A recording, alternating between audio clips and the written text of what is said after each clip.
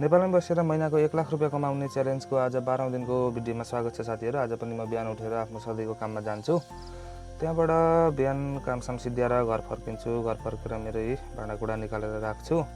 यत्तिकैमा मलाई एउटा भाडा जानुपर्ने कल आइहाल्छ अनि म निस्किन्छु भाडाको लागि। त्यसपछि भाडा गएर आइसकेर म लाग्छु घरतिर। तर घर मात्रै पुगेको थिएँ, मलाई एकदम इमर्जेन्सी बिर्तामोड आउनु पर्यो भन्ने कल आउँछ। अनि त्यस पछाडि म लाग्छु बिर्तामोडतिर। बाटोमा भेटेको 1-2 जना मान्छेहरू हाल्दै सरररसँगले म लाग्छु बिर्तामोडतिर। आज मौसम चाहिँ एकदम राम्रो छ, आकाश खुलेको छ, बाटो पनि राम्रै छ। त्यसपछि पुगेँ म बिएनसी हस्पिटल बिर्तामोड, हाम्रो दुर्गा काकाको हस्पिटलमा पुग्छु।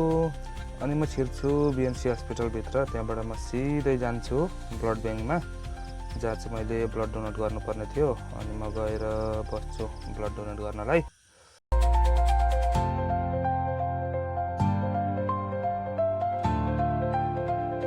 ब्लड डोनेट गर्न त गएँ, तर यसरी एकतिर नभेटिएर मेरो 2-2वटा हातमा सुई हान्नुपर्छ। यसै त सुई हान्न डर लाग्ने मान्छे म।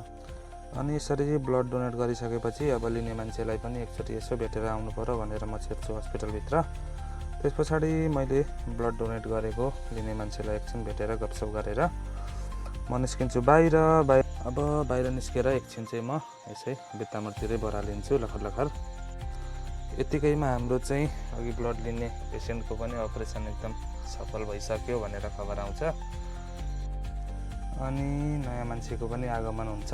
अनि त्यस पछाडि आज म फर्किन्छु घर। आजको दिन अब यस्तै पैसा कमाउनु भन्दा पनि अलिकति सेवा गरेरै दिन बित्छ। भिडियो मन परे लाइक, कमेन्ट, फलो गरेर साथ दिनु होला है त।